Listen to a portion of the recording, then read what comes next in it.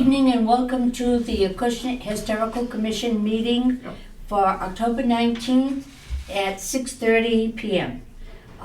May I have a motion to open the meeting? So moved. Second? Thank you. Seconded. Okay. All right. All right, he's taking the notes of the meeting. Okay. I'd like to pledge to the flag. Indeed. Pledge allegiance to the flag of the United United States of America and to the republic for which it stands, stands, one one nation, nation, under God, indivisible, with liberty and justice for all. I was a grade school kid when Eisenhower's administration was in and they added the words under God. Uh-huh. Yep, I remember it well. Okay, all right, so we can look over the minutes from let's do that. September meeting and make sure everything looks all right. You want this back? Oh, yes. Did you bring yours, Eric? What's that? No, I did. Oh, yes, I did.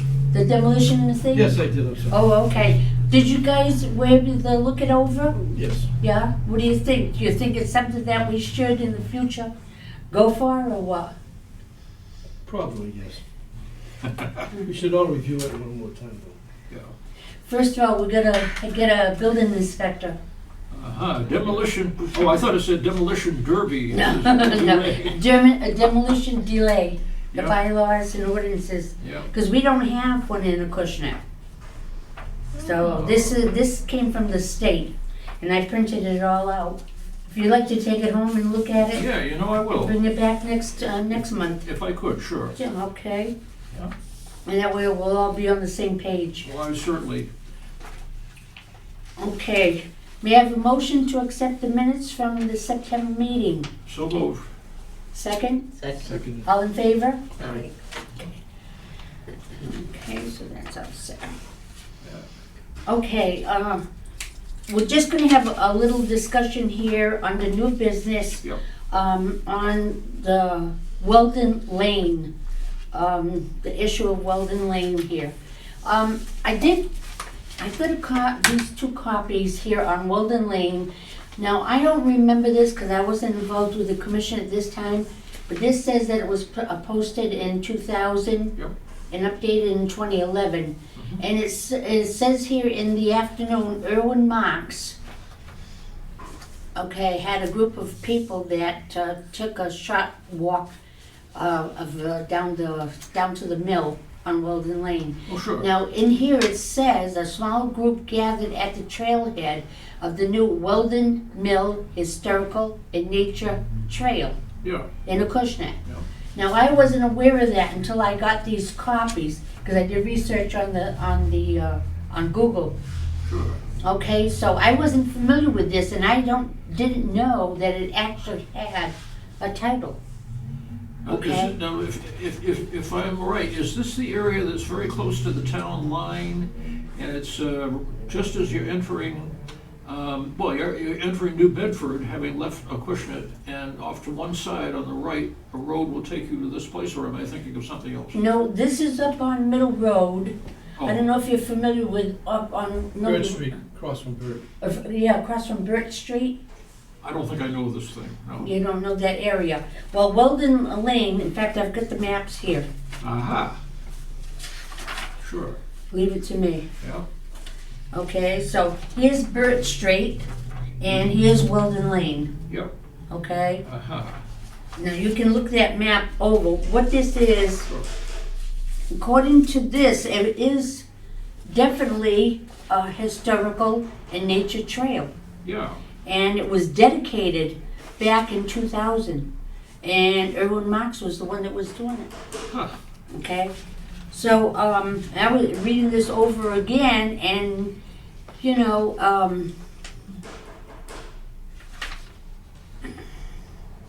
okay.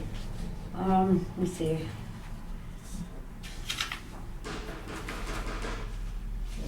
See, the first portion of the trail, located at the end of Weldon Lane, just past the Weldon Brook Nursery, which I'm not familiar with that, was dug up and rebuilt with 150 tons of stone donated by Tilcon. Oh, for goodness sake. That was back in 2000 when it was dedicated. Yeah.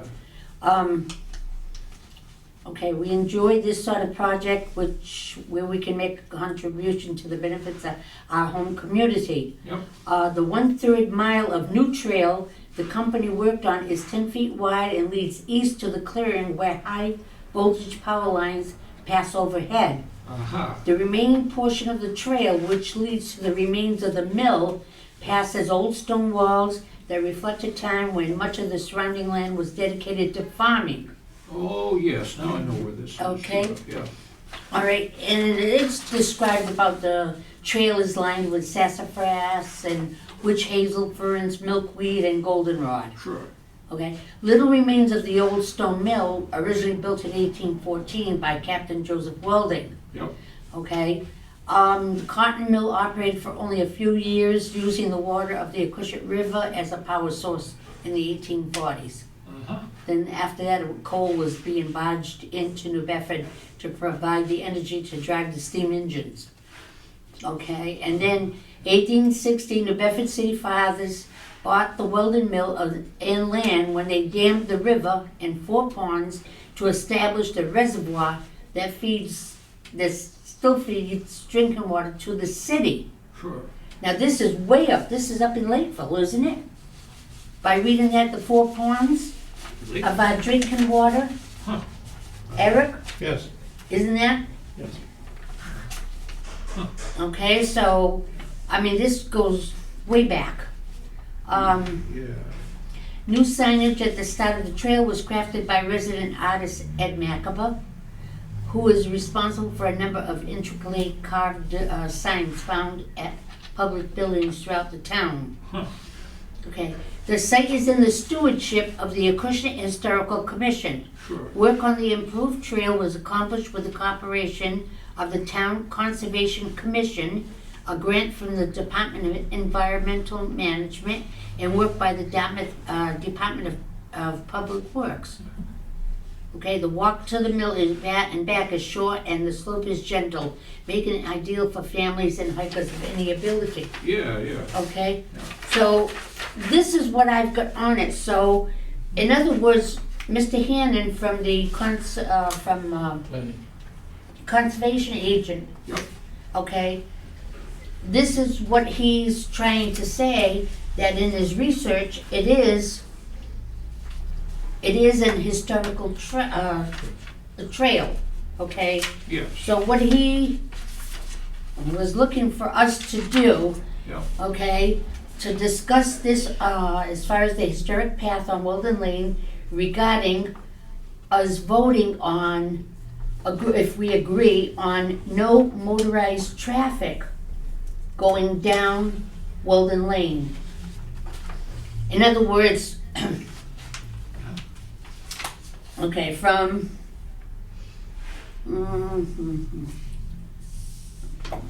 this map doesn't show it.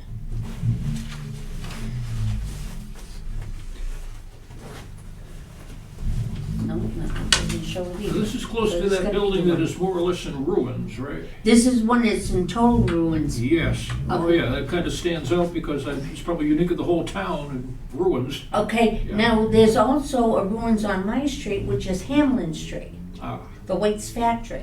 ah. But that's, the walls are still standing, but just about. But on Oh, that's the Weldon, one I'm familiar with down here. okay, yes. on Waits That's the one, Factory. yes. Yeah, well, this one was basically the same one, but it was down on Weldon Lane. Sure. Now, this map here does show, all right, where I would guess in this area Mhm. would stop, and then this is the easement for the New Bedford Gas and Light Yes. in Edison, Yeah. okay? But it is conservation land Yep. in the back, Yep. and according to what he's told me, oh, I guess it isn't there. Let me think here, what did I do? All right. Awful lot of the property down there is sort of swampy, right? Well, you can walk the trail. Yeah, You can definitely walk the trail. yeah. Oh, yeah. What did you just do with my?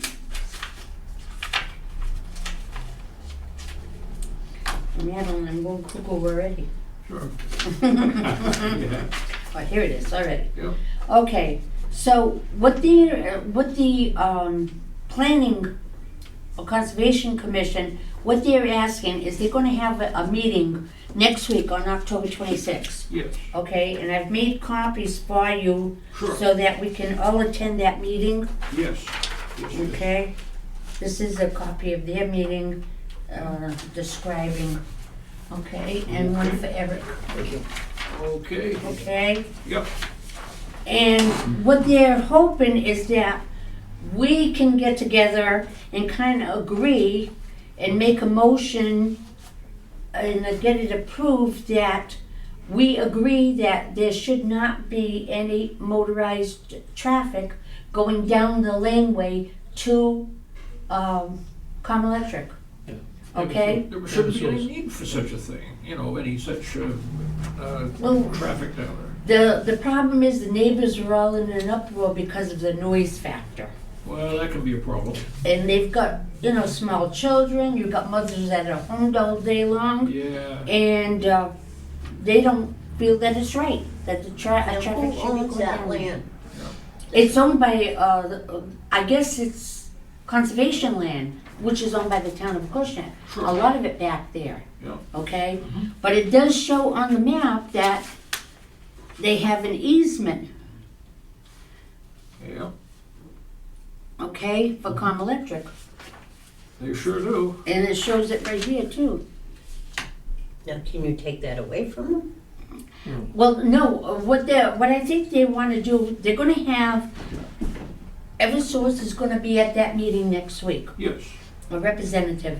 And what they wanna have is a discussion with them yeah, for them to understand that the neighborhood does not want these huge vehicles going down that roadway. yeah, why should they be coming down if they can go some other way? Well, that's the thing that they have to discuss because there's a possibility of another area on Middle Road Yeah, to the power lines Yeah. that they could use and not have to use Wilden Lane. I would think they'd go along with it. How could it hurt them, really? Well, we're gonna see because they're calling the meeting next week Sure, and they're gonna have all the neighbors that signed the petition, they're Mhm. gonna have them there that's what you do, and they're gonna have Eversource there. yeah, But they would like us as the historical commission to agree that it is an historic path yes, and that we agree, regarding the no motorized traffic. certainly. So I don't know how you feel about this. I would certainly go along with there being no motorized traffic down there. I know the more I read about it, and I didn't realize myself that this is right here, that it is a historical and a nature trail in Acushnet, Sure, Weldon Mill. Yep. You know? Do you have So, input as to stop this? hmm?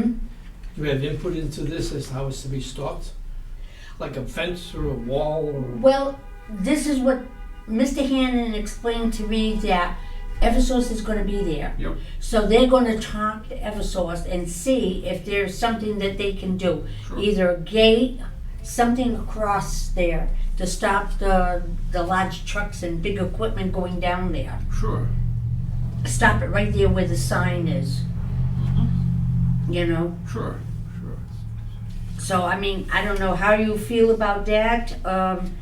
I mean, the more I read about it, I feel that it's probably gonna be a good thing. Yes, And we as the Historic Commission, yeah, yeah, this is something that we should be following what Erwin Marks had put the effort into, yeah, well, if they show up and they got something to say, we'll hear them, but Right. It'd be nice if they could avoid such traffic on that stretch. It'd be nice for them to come to an agreement and say, Yeah, we agree, it makes a lot of noise and we understand the families sure, and we'll try to go in through a different area sure, and not, bother the people on Wilden Lane anymore, of course, of course. So what I need is if you people agree, Yep, I need a motion that we vote on, that we can bring forward to the conservation and agree with them yep, at the meeting, so moved. You want to make the motion? So Eric? moved. I mean, what you said is good language for it, so I just say so moved so we can. Okay. Yeah. Eric, you agree? You have questions? No. Okay. How do you feel? I agree. Okay. So, all right, well, he said so moved, so if we all agree, second? Seconded. Second, all in favor? Aye. Yeah, Okay, so we did agree. sure.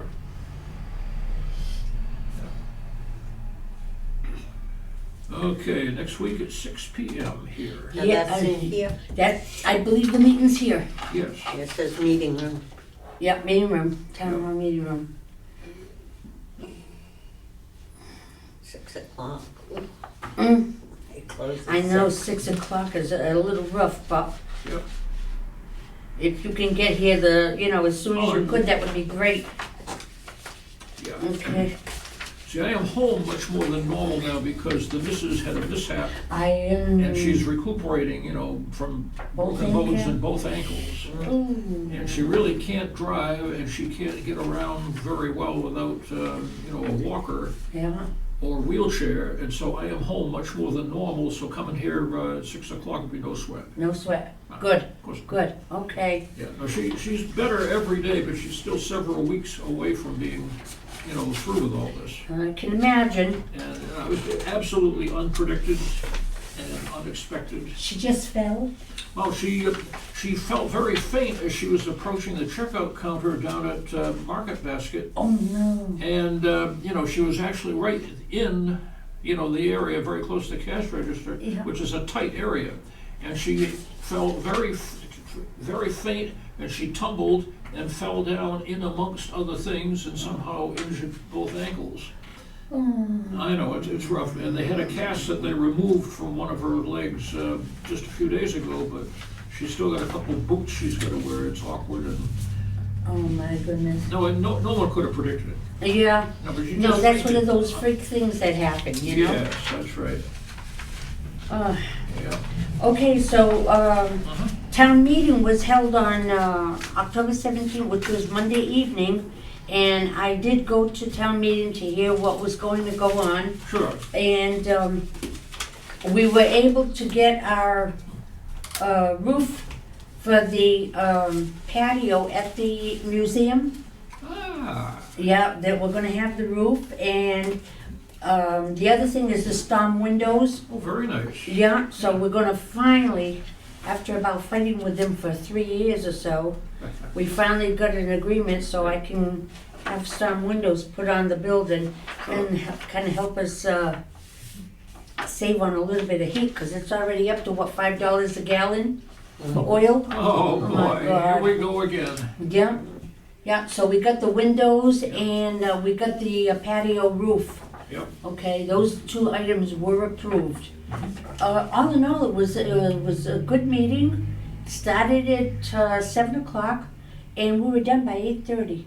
Went through the whole shebang by 8:30, so that was good. Well, as long as you get a lot of Nothing things with that aren't controversial, Nothing with the fence. really, you can get. What is it? The fence. The fence and Perry Hill Church, we gotta go next spring. Yeah. Yeah, because I gotta sit down with Mr. Kelly on that, because I think they're gonna want a second bid on the fence. Yeah, to make it look right. But the problem was, I couldn't get anybody to go out there to look at it. Ha! COVID was very active then, Oh, and yeah. nobody wanted to be bothered, No, I guess that's right. you know? Huh. So, yeah, the other two items will have to wait for spring, and I'll have to start all over again with that. Yes, Um, yes, yes. And I did get a call from the Eagle Scout that's gonna start the project on Mendel Road.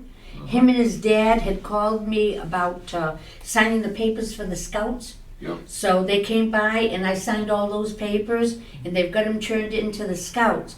Now, my husband went by there Sunday Yep. and somebody's already cut all the grass. And it looked like they were kind of raking up and that. They weren't there when he went by, but somebody had been there. Huh. So they were supposed to call me and let me know when they were gonna stop, but I assume they've already started, Yes. okay? Yeah. So that project should be done by November, is what they had told me, okay? So, yeah, that is over and done with. Anything under old or new business that you would like to discuss? Anything, any questions or anything? I know you've got a brain full of information. Well, used to. Oh, I'm sure it's still I there. don't I don't know. No, I'm just very, history minded and geography minded, that sort of thing. And I was telling her, I'm something of a historical figure. I have been to every community in Massachusetts at one time or another on a 3-speed bike. Oh, 351 of them. It took several years to do it all. I began it when I was back in college out in Worcester. Because in Worcester's good because you can go off in all directions with a bike, cover a big area. And it took a while, but my kiddo and I got on a ferry and went over to Cuttyhunk. That was the 351st town over there, Gosnold. Wow. And it was fun. But you learn more about your state that way than you would in practically any other manner, because I it's believe just so. and I always had a map, colored it in, with a yellow marker. Anytime I went through a new town or towns, just color them in before you know it. The whole thing was, but it took years. But Yeah. it was great, and hardly ever was I accompanied by anybody else on a bike. It was mostly done all by my onesies. But that's not the sort of thing everybody wants to do, is No. take long rides. Don't do bicycles. I've had hips replaced already. I don't want to do it again. No, I could not do it again because No. I'm in my 76th year. I look at or acted, but I can't do that kind of bike riding No anymore. more. No. Just So- asking for trouble. Tell us a little bit about what you do with your work. Okay, what I do, I was in active law practice for a number of years, but a number of the attorneys said, look, we know that what you really like to do more than anything else is real estate research, in the various registries of deeds. And they said, if you obviously have enough of that to do, that you don't really need a whole lot of individual clients or anything. And I said, well, that's probably true. They said, well, tell you what, if you get out of active law practice and do just that stuff for us and others, doesn't that make a certain amount of sense? Because most of us are not as deeply into this stuff as you are. Certain people, yeah. And some of us don't like to do it. And so I do mostly real estate research, and mostly over on the island of Martha's Vineyard, where I lived, for a number of years ago. And occasionally I have done titles on Nantucket. I have done them in Barnstable, Plymouth, Bristol, even Norfolk. Wow. I did research up in Essex and Middlesex at various times. See, I come from Essex County originally, so I did the title on property my grandfather had built a house on in 1928 at the age of 26, and he really knew his stuff. And that house remained in the family until 2011, when both my parents were gone by then, and no one else in the family was interested in having the property any longer, but the house was still in great shape. Wow. So we managed to sell it, and the 3 kids split the profits, but that house has been through a couple of ownerships, and they have really revamped and remodeled the interior. You never recognize the place. Yeah. No, but in any event, I also have straightened out all kinds of strange problems and mysteries and things on the vineyard, because for years nobody had assessors maps over there at all. And there were many properties that when they were putting them together finally, they didn't have owners for. They had vacant properties there, they didn't have a clue of who the owner might be, and many of them, but we managed to track down and determine who many of them were. Some of it we really had to go pretty far afield to find the people. Oh, but- I bet. Yeah, but that's the sort of thing I've done for years. I was very active as a witness and what they call a land court examiner in many a land court case, especially back in the 70s and up to the mid-80s. Yeah. And it's just the sort of thing that I eat, sleep, and breathe, but many people wouldn't want anything to do with it. Yeah. Well, I was a realtor for 25 years. Oh, sure, And I retired, yep. okay? And I retired because I had had my fill up to here, Oh, yes. Well, Well, I have helped many a realtor, from time to time, or a buyer, or a seller, or the surveyors, Yeah. or the attorneys. because an awful lot of them just don't go in the registry of deeds. They wouldn't know which end is up. Well, that's it too. And I've got a friend of mine, Yeah. Barbara McDonald. She lives in the city, Oh, and she was a lawyer oh, sure. for many years. She's probably retired more or less now, but she's gone to the registry of deeds with me to Yep. research property. I get called all the time Sure. for people that own old properties here in the town, Yes. and they want to know, because we have plaques made to put on the property, but you Yes. have to have the original owner and the year that it was built. We've got such a plaque on our property, but we took it down when we put new siding up. Uh-huh. But we do have a plaque that indicates that the property was built up the road here in 1832. And who was the original owner? I can't recall offhand, but we've got all this stuff, tucked Yeah. away. But many of the other houses in the area also had plaques on them. Because Yeah. they were put on, That's a in historic area. relatively the same period of time. Mm-hmm. It was a farmy area, and all this. Now, isn't it true that when they created the town of Acushnet, it was named after the vessel that Herman Melville and one of his friends first went looking for whales when they were young men, and they called it the Acushnet, and that's where the name came from. Well, there was a Coast Guard cutter, Acushnet, which is the one that we've got the bell. I think that was much later. Yeah, we got the bell at Yeah, the museum. yeah. But I was told that Yeah, Melville and a friend of his were only in their 20s. yeah. And they went around the Horn looking for whales, and the things that happened to them down there became some of the subject matter of his books. Yeah. Moby Dick, Typee, Yeah. Omu, some of the other books that were written. Ah. And his most popular book for years was not Moby Dick, it was Typee, because Typee was much shorter, and the Typee was the name of a tribe of natives that lived in the Marquesas Islands in the South Pacific. And the Marquesas Islands were becoming into the French were taking them over way back in the early 1800s. Mm-hmm. And what would happen, according to the story, was if you were on a whaling vessel and you were going along there, oftentimes the captains would be pretty tough, rough, brutal guys. Mm-hmm. And it might be too much for some of the guys after a while dealing with this stuff. So what they would do would be to jump ship and hide out up in the jungle or on one of these islands and wait for some other ship to come along. Oh my goodness. Because the other ships were always looking for crew members. Well, because, somebody might die, somebody might be seriously injured, Yeah. or whatever, or drown, or who Or knows. go overboard or whatever. Yeah, but what happened was, Melville and his friend were well aware of this. Mm-hmm. Okay, so anyway, in Typee, and some of it's fiction, but much of it is based on things that actually happened to him. They come to this island, and How do you when nobody spell was it? looking, How do you spell that? Typee, P.E. Just the way you say it. yeah, and that was his most popular book for years, and it was much shorter than Moby Dick and written a number of years before Moby Dick. And there were a couple of reasons why it was popular. One is because nobody had ever read a book quite like it, going down to the South Seas, and then, but what happened in the story, these guys jump ship and they get up into the hills, but the captain spotted them running off, so he threw a few coins on the ground and said to the natives, "Go get them." And the natives came after them, to go to get them, but they had too long a head start.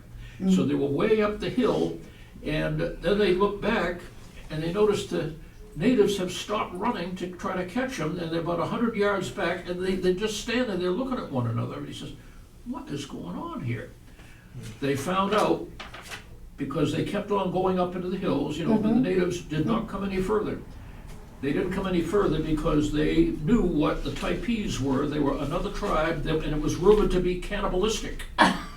And they they wanted nothing to do with the cannibalistic Typees. Yeah. But these guys here had heard rumors that the Typees were cannibals, but it didn't bother them because, they didn't. So anyway, they keep going up in the hills, and they encounter the Typees, all right, and the Typees take them into custody, but they don't hurt them, they don't do anything unpleasant to them, but they don't let them go. They just forced them to stay with them for quite some time, and they learned all about what this tribe is all about, this and that, and they found out the truth of whether they were cannibals or not. They were, but the only thing they did, if they caught and killed an enemy tribesman, they would take certain parts of his body and cook them up, and the warriors would eat them, but the children and women of the tribe would have nothing to do with it. It was strictly a warrior's thing. Oh, my goodness. And anyway, and they actually came upon, when they were walking through the jungle one day, and they came upon some of the tribesmen with a cooking pot. And they said, oh my gosh, what is this? And the natives saw them, and they quickly put the cover on the pot and said, puerqui, puerqui. That's as close as they could come to saying pork, see. They would try to pretend that it was a soup they were making. And it was... Not quite. So nobody had ever read a book that talked about stuff like this. But it's in that type. Yes. And the other thing is, of course, they said that Type E, it was a book that they thought it was a little bit risque, but, you know, because you had some real, you know, prissy people back in those days. But the menfolk, they said, we know perfectly well reading this book that the women in the South Sea Islands don't wear a thing between their chins and their navels. So it was sort of a risque book, just, you know, knowing what some of the things were. Of course, it wasn't illustrated. But Type E really was quite a sensation because nobody had ever read that kind of book before. And later on, he wrote a book called Omoo, O-M-O-O, and that was the sequel to it. And it's further adventures in the South Sea Islands, primarily over around Tahiti and so forth, you know, well to the south of Hawaii. And those two books were very popular, and you know, you could still find them in any library and many a bookstore. Then finally, in 1840 something, I believe it was, or 1850 something, he wrote Moby Dick. Yeah. And at first, it was not that popular because no one knew what the hell to make of the book. But gradually, people realized this is a great book. And by the 1920s, it really caught on and has never been, you know. Yeah. And of course, they have an annual reading of Moby Dick every year. Right down in New Bedford. Yeah. Yeah, that's right. Yes. And other places have picked up on it and are doing it too. Yeah. Wow. No, so That's anyway, interesting. So anyway, that's the sort of thing I do. I do that kind of research, and But you don't do anything with the town of Acushnet? never have. Never have? No, because our living here is strictly as residents, and all this stuff is in the areas that have yet to be developed, some of them on the vineyard, and people wanted to buy them and develop them and cut them up into smaller pieces and sell them off. And to do that, you had to have some title work done, you had to have some survey plans. Yeah. And they finally every one of the towns ended up with very good assessors maps. Because there was a court decision that came down and said, you really can't fairly assess the ownership of property and you know, if you don't know what it looks like. And it's just not right. And so they were forced to get assessors maps, and now everything is much better. Much better, sure. Yeah, because we have a field day here with our assessors maps. Yeah, okay, well, anyway, by the time of the next meeting, I will have this thing boiled down and have all the info you need on the 20 communities of Bristol County. Okay. And that will be, it will probably cover about 15 or 20 pages, but that's Yeah. okay, and I'll type it up and I'll make copies. Okay. But I do have this whole thing, but I mean, who cares about out in the boonies of Berkshire County and so forth, and Yeah. all these other places? Whatever I can find out about the town of Acushnet, Yes. I welcome, because let me Sure. tell you, you don't find an awful lot. In fact, we don't find an awful lot right here in town. You know what there could We be? don't. It could be that way back at the time that the town became a separate town from Fairhaven, 1860. that I would imagine newspapers must have had some articles about all that. You know, They back tell then, me, if you could find them. before the Standard Times, I guess years ago, there was a different a newspaper, and Yeah. they have it at the New Bedford Public Library. Sure. And that you can do some research. I just don't have the time. You know, I was in the New Bedford Public Library just yesterday Were you? because I had had a library card there for years, but I couldn't find it. So I went there and got it renewed, Yeah. and they gave it to me. Is it like ours here in Acushnet? Well, I don't know, this looks quite different from what they used to have. See, that's what they gave me. Sales, yeah, Yes, yeah, that's it. Yeah, that's a miniature of it. that's it, Same thing. yeah. And they charged me nothing. No, they don't charge for it. No, it's very nice.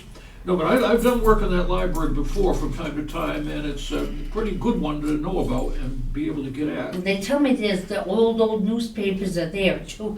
And also, Yes. like I had mentioned to Eric, Yep, one of these days I've gotta get down to the assessor's office in New Bedford yep. and try to find the map a little older than 1860. Because that's gonna give us some info about the Lund's Corner area. They might have that. Yeah, Yeah, they why see is that that? because it was part of New Bedford then. Sure. Well, you know, they have, of course, what happened was, until 1837, all the deed records and things were kept in Taunton. Right. And at that point, they broke the county up into 3 parts, Mm-hmm. and so New Bedford and Acushnet and a few other towns, the records are all in it. From 1837 onward, were all down there. Anything earlier than that, you will find upstairs, though. They have the older Yes, books, upstairs at and Registry of those Deeds. older books will cover the rest of the county too, Yeah. because they hadn't split it up at that point. You can spend a day upstairs just going through one book. I have. Yeah. Yeah, 'cause a I lot just of don't them have are- the time for They it. hand copied them into the books back in those days. You're right. In Dukes County, Martha's Vineyard, they hand copied every doggone deed and other document right up until 1943. Really? By hand. Well, a much smaller county, a lot fewer things coming in each day, each Right. week.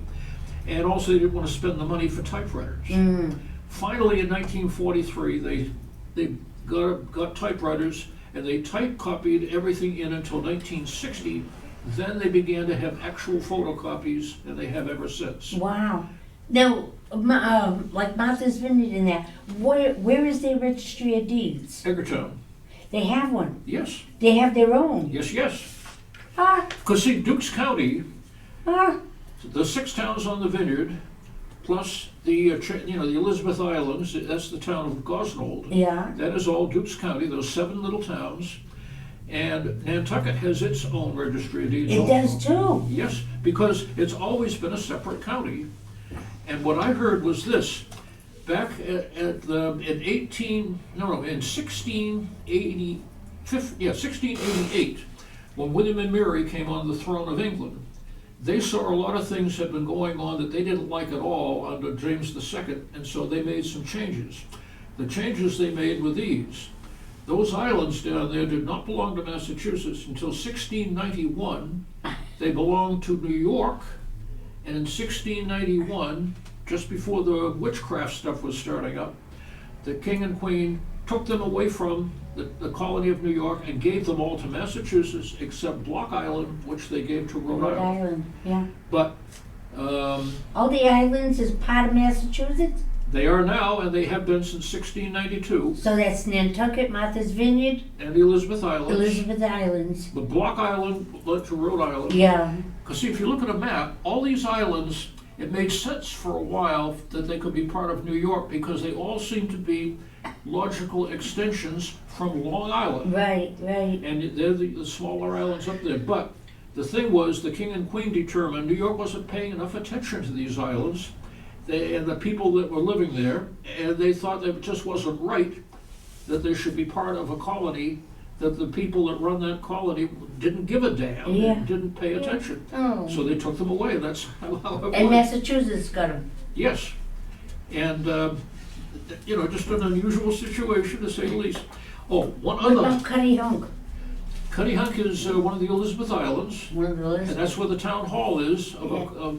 And do you know that those islands are now loaded with coyotes? Oh my God. Because it's easy for them to swim over from Woods Hole, because it's a very short distance from there to North Shore. You can see North Shore, it's not far at all. Mm-hmm. And the reason they swam over there and are all over those islands now is they somehow found out they were loaded with rabbits.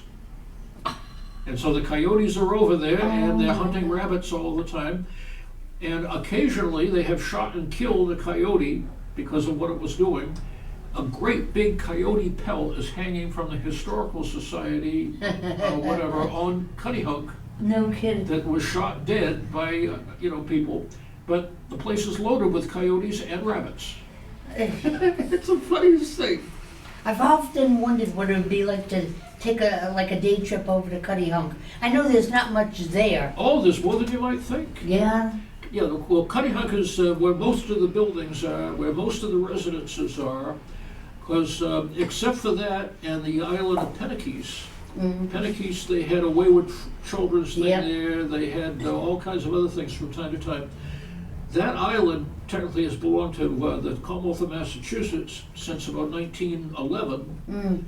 One day, I heard from a surveyor, and they wanted to record a plan that would show a new pier that was going to be put in on the island of Pennakees. And I said, well, I'm in the Registry of Deeds, I'm in Edgartown practically every day, so I said, if you send it over, I'll make sure it gets recorded, and I did. But when I went to the counter and I showed it to the people behind the counter, they took a look and they said, Pennakees? What the heck is Pennakees? Yeah. We never heard of Pennakees. And I said, it's one of the Elizabeth Islands, and it's Yeah. part of the town of Cuttyhunk, Yeah. but it technically was bought by the state It was a leper colony. about 100 years ago. Yeah. I couldn't think of the name. Thank you. Yeah. And so they didn't In fact, even I know. think I got an article out of the computer Sure. on that, and I've got it up at the museum. Yeah. Anything like that, I Oh, take it's up great. there. It's fascinating. Great knowledge. No, here's something else. We understood that, of course, those islands were discovered by Bartholomew Gosnold and his men. However, they tried to set up a settlement on Cuttyhunk, but it was clear after only a few weeks, we don't have enough supplies, we don't have enough weapons, we don't have enough armor, we don't have enough of any of the things we need to have a workable settlement here. Let's get out of here. And so they left. There is a monument, though, at one end of Cuttyhunk to their efforts to have a settlement. And you can see the monument, because you can walk right down there and look around. The whole island is, you can easily walk along. Usually what they do, they go up the hill and then down again, and then they come back walking along a beach. Yeah. Okay. And it's a nice walk, and you can see the Gosnold Monument, so-called. But what Gosnold and his men did, though, many of them did not return to England. They went to Virginia and helped set up Jamestown. And among them was Gosnold himself. Himself. He went down there, and we have seen his burial place Oh wow. in Jamestown. We went down there one time, and no, that was it. But but of course, those islands were not a separate town until 1864, when they broke away from Chilmark. They had been considered part of Chilmark, and they became a separate town. But it was funny because most of the people who lived in the Elizabeth Islands were actually related to the people in Chilmark. So, and there's a number of just said they wanted to be over there. And that was the seventh town over there. Is there actually a lot of people living on those islands No. now? No, in fact, it's the smallest town in population in the state. I don't think there are 200 people there year-round. Oh wow. And it can't be at more than about a half mile of paved road on Cuttyhunk, and no paved roads at all on the other islands. Isn't that? I was you over- wonder how those people can live there all year. Yeah. Some of them live there all year. Some do live there all year, but not very many, No. because it's got to be lonesome. I was in the town hall one day looking through some of their records. I was there for several hours. Do you know, I never heard a phone ring for several hours in a town hall. Can you believe it? Because it's so tiny and so few people. They probably don't even have phones. They had about 3 phones in there, and at one time there were no privately held telephones by anybody over there. It may be different now. They've got 1 cop in that town. You see him now and again. No, it's the smallest town there is. Isn't that But something? it wasn't even a separate town until 1864, when Cuttyhunk, the islands they went to the legislature and said, we want to be a separate town of Gosnold. And they said, well, where does that name come from, Gosnold? And they said, that's the guy that discovered the whole area and named it. He had heard from the Indians that they called one island Nantucket. That was good enough for him. He didn't change that. He named Cape Cod, because as his ship approached, they saw so many incredible numbers of fish in the water. And then when he went around Martha's Vineyard and he saw the colored clay in the cliffs that you see in Gay Head, Gosnola said, "Buy what a gay head we have here." And that's where that name came from. You know, because of the colors. Interesting. That is unique on the entire East Coast. There's not another place that is anything like that anywhere up and down. Just like up in Maine, if you go to Acadia National Park, that's the only place on the East Coast where you have a mountain range right down to the water. And you can't find that any place else up and down the coast. One. Okay, well, tell you what, are we, you think we're? Yes. Yeah, okay. All right, and nothing under old or new business. And next meeting will be November 25th. Okay, and of course, Okay. I'll show up on the 26th of October, you know, for the other thing. Yes, for the Conservation Commission. Okay. Yeah, please, if you can all come, that would be wonderful. Sure. Oh, yeah, no, and it's Yeah, 6 PM. Which building, here or there? Right here. Yeah. Yeah. May I have a motion to, Motion to adjourn. thank you, and is that Seconded. second? Yep. Okay, so we